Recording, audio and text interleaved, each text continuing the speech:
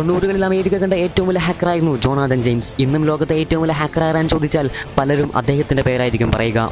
Code ഭാഷകൾ കൊണ്ടും മറ്റും അമേരിക്കയുടെ ഖജനാവ് മുതൽ താഴിട്ട് പൂട്ടിയ സേഫുകൾ വരെ അദ്ദേഹം തുറന്നു കയറുമായിരുന്നു.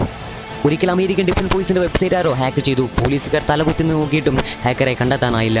നാസയുടെ സെർവർ ഹാക്ക് ചെയ്ത് ഇന്റർനാഷണൽ സ്പേസ് സ്റ്റേഷൻ മുതലുള്ള എല്ലാത്തിന്റെയും നിയന്ത്രണം അവന്റെ ഉള്ളൻ കയ്യിലിട്ട് അവൻ അമ്മാനമാടി.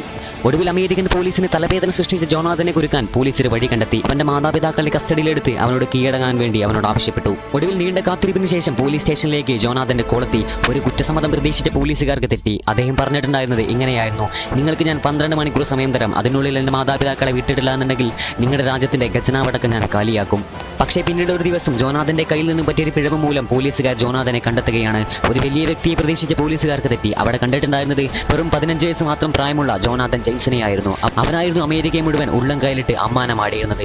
It's me Asu. Have a nice day.